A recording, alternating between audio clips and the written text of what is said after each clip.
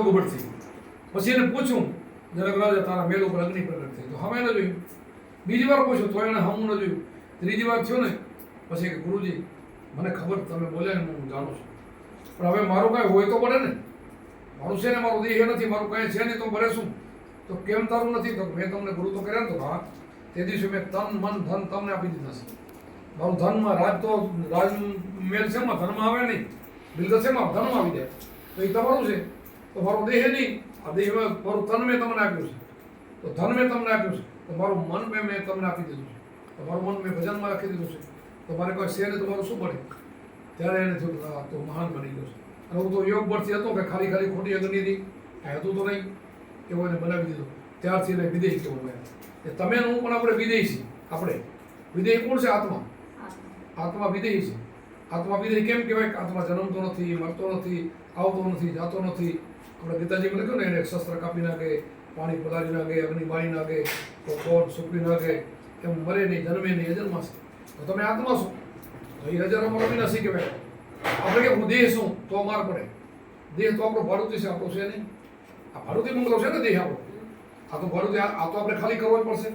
જો આપણે શું આ રામકૃષ્ણએ ખાલી કર્યો, બધાને ખાલી કરવો જ પડે. એટલે આપણે દેહ નથી, આપણે આત્મા છે. આવું આપણે જે માની લે ને, એ અહીંયાથી મુક્તિ થઈ ગઈ. એટલે આપણે સત્સંગમાંથી આ પાવર આપણને મળે.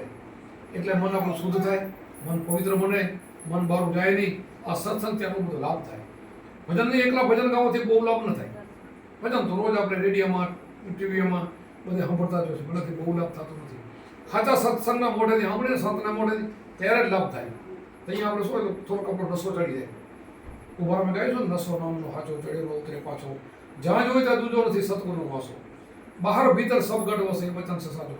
એટલે આત્મા છે ને બહાર ભીતર, એટલે જો બહાર આંગણ અંબારો જાય, પાછું બહાર આંગણ અંદર જાય.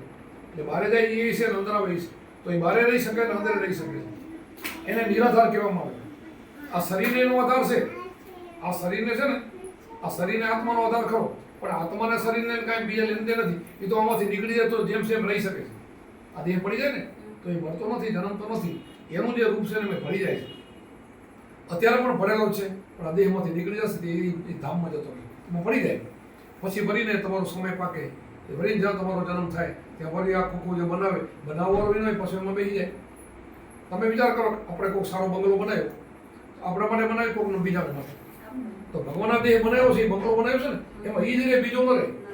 આ દેહ તમને ખબર પડે કે આ બંગલામાં એ જ બેઠો છે ને, ત્યારથી તમારી મુક્તિ. બંગલા બેઠો છે ને, ભગવાન બેઠો.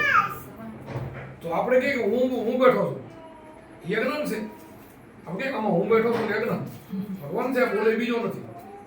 છે પરમેશ્વર પોતે, યજ્ઞની ત્યાં બોલે નહીં, ભગવાન છે. અને એ એમાં બેઠો એ છે, એને આપણે ઓળખવાનું છે. એટલે આવું જેને જ્ઞાન થઈ જાય ને, એનું અત્યારે મુક્તિ. હું બરાબર ગાયું છે ને, ગુરુજીના નામની ભક્તિ દિલમાં મુક્તિ બનવા. એના માટે શું કરો? તો એકાંતે બેસીને આસન વાળી ધ્યાન હરીના ધરીએ, એકાંતે 4 વાગે બેસીને, કાંઈ ગગત કોકાટ હોય નહીં, શાંત હોય, ચોથો પહર હોય, ત્યારે આપણે ઉત્તર દિશામાં મોઢું રાખી અને ઉપર શ્વાસ ચડે ત્યારે ઓમ છોડે સોમ આપણે બેસી જાઓ. આ ભજન કરો બસ. એકાંતે બેસીને આસન વાળી ધ્યાન હરીના ધરી. હરી એટલે પરમાત્મા, આત્મા, બીજો હરી કોઈ નહીં. પછી કીધું અખંડ દોરમાં સુરતાને સાધો, મનમતીને માધો. અખંડ દોર એટલે શ્વાસ આવે ને, એમાં આપણી સુરતાને ઠેરાવી દેવાની. અને શૂન્યમાં ત્રિકુટીનું ધ્યાન, એમાં સુરતાને શબ્દના બેને મિલન થઈ જાય. ઓમ સોમને શબ્દ કહેવામાં આવે, અને આપણી સુરતામાં જોડી દઉં, શ્વાસને જોડે એટલે તમારો પાર. 3 મહિના 7 દિવસ અવાજ આપજો ને, એટલે તમારો એક પણ કર્મ તમારા ઉપર રહે નહીં. આ નક્કી એમ 101%. તમારા ઉપર પૂર્વેનો કોઈ કર્મ ના રહે, બધું ખલાસ થઈ જાય. પછી જેટલી જિંદગી તમે ગાળો નહીં, તમારી મૂડી થઈ જાય. પછી તમે આશીર્વાદ કોઈને આપો તો મળે. તમે બોલો થાય, ખરાબ બોલો ને, કોઈનો શ્રાપ આપો તો શ્રાપ પણ લાગે. પણ સંત કોઈને શ્રાપ ના આપે. સંત કોઈને અમને કોઈ દુઃખ આવે ને તો અમે શ્રાપ ના આપીએ, તો એને કે તારું સારું થાય. પણ કોઈને દુઃખ આવે ને સારું થાય નહીં, ઓટોમેટિક ન થાય.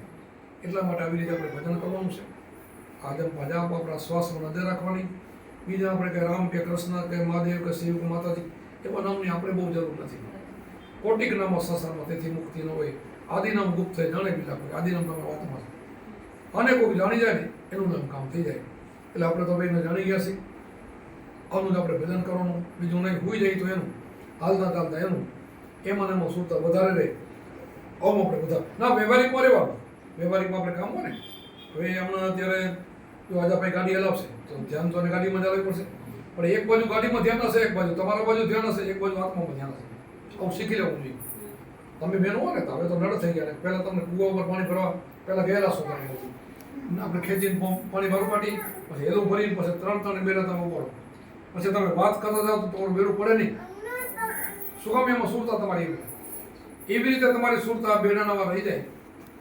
એમ નટ કેમ દોરીમાં હાલતો અને એમાં સુરતા એમ હોય પડે નહીં, એવી રીતે આપણે સુરતા એવી રહી જાય. પછી ગાડી હલાવતા તમારાથી વાત કરતા હોય, આમ જો પણ ગાડી લાફે નહીં. એવી રીતે આપણી સુરતા એકવાર ગોઠવાઈ જાય ને પછી ક્યાંય લાફે નહીં. પછી એનું મન ક્યારેય પ્રલોભનમાં જાય નહીં. અમને અત્યારે કદાચ ગમે એવા આવે ને તો મને આમ ડગાવી નાખે, ગમે એવું કરોડ રૂપિયા દઈને મને લાલચ કોઈ દે, તમે કોઈ લાલચ મને આપી, કારણ કે અમને એ મોડું લાગે કે આનાથી મોટું પૈસા આપણે બધું બનાવી શકીએ છીએ ને. આપણે એની લાલચમાં શું કામ જાય? આપણે ધારી એ બનાવી શકીએ, એટલી શક્તિ આપણને ગુરુને આપી છે, ધારી આપણે કરી શકીએ.